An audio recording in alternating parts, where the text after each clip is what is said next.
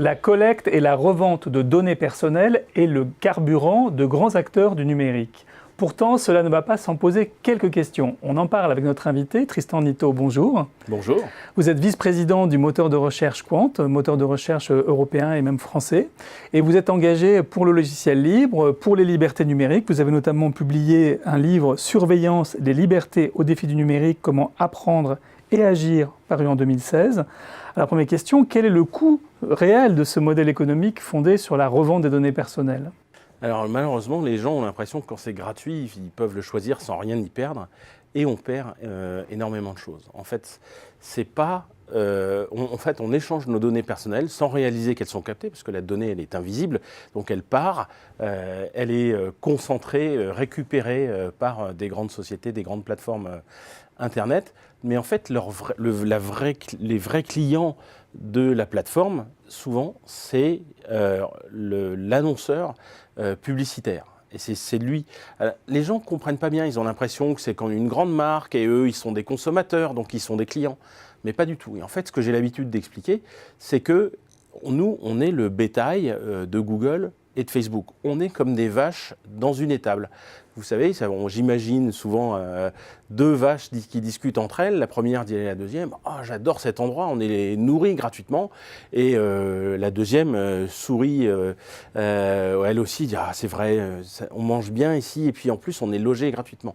Et ces deux vaches, en fait, discutent du modèle gratuit en oubliant un peu vite qu'en tant que vache laitière, eh bien, on leur prend leur lait, on leur prend leur veau et puis à la fin, on leur prend leur cuir quoi, et leur viande. Et on sait bien, nous, en tant qu'individus, que le vrai client du fermier, c'est pas la vache. Non, la vache n'est pas la cliente du fermier, mais ça va être plutôt la coopérative laitière, ça va être l'abattoir pour le boucher, etc. Mais en tant qu'individu, on a l'impression d'être des clients de Google et de Facebook. En fait, non, on est juste des fournisseurs de données, des fournisseurs de contenu, parce que Google et Facebook, au départ, c'est vide. Si vous publiez rien sur le web ou sur leur service, il n'y a rien. Et en échange, on a un service plus ou moins pratique, pas forcément très avantageux. Si vous regardez, j'ai fait le calcul, Facebook, ça coûte moins de 3 € par personne et par an pour fournir le service. Et en fait, on refile toutes nos données personnelles en échange d'un truc qui vaut 3 €. C'est pas un deal équitable. Toutes vos données personnelles, votre carnet d'adresse, donc y compris la liste de vos amis qui n'ont rien demandé pour l'occasion, tout ça pour vous toucher un service qui vaut de l'ordre de 3 € par personne et par an. Donc c'est pas un bon deal du tout, quoi. C'est même une arnaque, on peut le dire. Et alors, effectivement, il y a la liste de vos amis, il y a des choses qui sont de l'ordre du respect de la vie privée. En Europe, on a essayé de régler ça avec le RGPD. Est-ce que vous pensez que le problème, il est réglé par le RGPD ? Non, le RGPD ne règle pas ça, mais c'est un excellent premier pas dans la bonne direction. Déjà, il est structuré d'une façon intelligente, en ce sens que c'est la même loi pour tous les pays. Ça, c'est très important. Tous les pays européens, y compris aussi, et elle s'applique aux acteurs en dehors de l'Europe, qui font des services qui touchent les Européens. Donc les Google, Facebook et compagnie sont tenus par le RGPD. Ça, c'est l'architecture de la loi est bien faite, c'est une première chose. Et la deuxième chose, c'est qu'il y a un argument massu, c'est celui de l'amende, jusqu'à 4% de chiffre d'affaires annuel de la société. Et donc, plus on est gros, plus ça fait mal. Donc c'est quand même assez dissuasif. Je pense qu'on montre l'exemple avec le RGPD en Europe.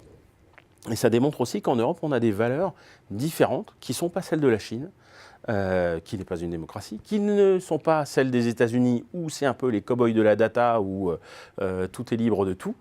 En Europe, on a la place pour créer des offres, des systèmes, des services qui sont respectueux des valeurs européennes et en particulier respectueux des données personnelles. C'est un premier pas, mais est-ce que ça assure vraiment, ça change vraiment la donne ? Non, parce qu'après le premier pas, il faut un deuxième pas, il faut un troisième pas. On va voir ce que donne la e-privacy, qui est la prochaine loi de ce genre.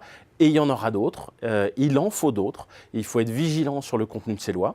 Mais le RGPD, déjà, montre une direction, va dans cette direction. Et à ce titre-là, c'est une bonne chose. Mais c'est certain que ça ne suffit pas. Alors, si jamais on combat ces modèles économiques de revente des données personnelles, est-ce que ce n'est pas quand même le modèle économique d'une grosse partie du numérique qui est remis en question et donc l'offre de services numériques qui va s'atrophier ?